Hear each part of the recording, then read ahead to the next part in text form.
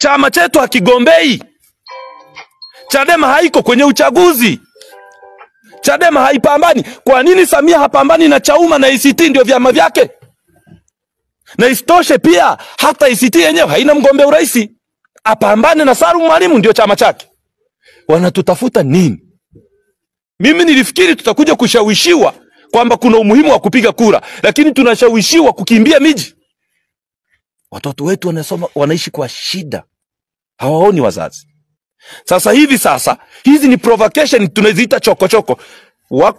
Wako sisimizi wa aina kadhaa. Sisi wakuli waga kuna sisimizi moja tunamheshimu sana kwamba usimchokoze kwa sababu hachokozi mtu. Anaitwa Monyo. Yeye unamkuta tu hapa anafanya kazi zake tu. Lakini ziko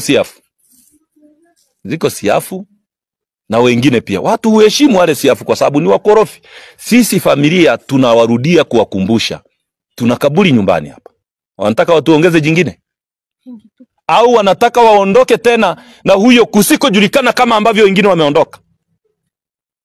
Inawezekanaje baadhi ya maafisa wa polisi wanasema Heche ni nani kama Polepole tuliondoka naye? Unawezaje kusema kitu kama hicho? Afisa wa polisi unayelipwa na serikali. Hauwezi kusema hivyo. Hizo ni lugha ambazo kwanza zinachafua hata serikali yenyewe. Kwa hiyo tunaomba sana taarifa hii ifikie umma.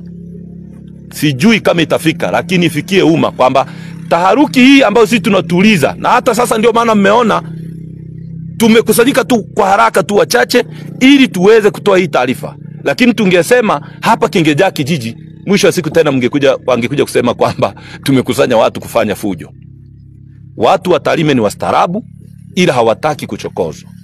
Wao wanasubiri kama serikali imefanya chochote inachofikiri kwa sababu ina nguvu, basi tutajua kwamba wamefanya hivyo kwa sababu wana nguvu. Sisi mpaka sasa hivi tunavyoongea hapa ni saa 10 saa hizi. Saa 10 kasoro. Saa hizi ni saa 10. Kesho saa 3 asubuhi itakuwa masaa 48 mengine. Nafikiri kwa ajili tu ya ustaarabu, kesho saa 3 asubuhi tutakuwa tumeshaenda hatua nyingine ya pili kama familia, kwa sababu tutaona hili jambo sasa limetushinda. Sasa tukabidhi umma, na kwa sababu umma unajua sisi ni watu ambao hatuna doa, hatuna damu kwenye mikono yetu. Tuna imani tutalilia umma, na Mungu tutamlilia, na umma tutaulilia. Umma sasa utaamua wenyewe tunaelekea uelekeo gani, lakini tunataka ndugu yetu tujue yuko wapi.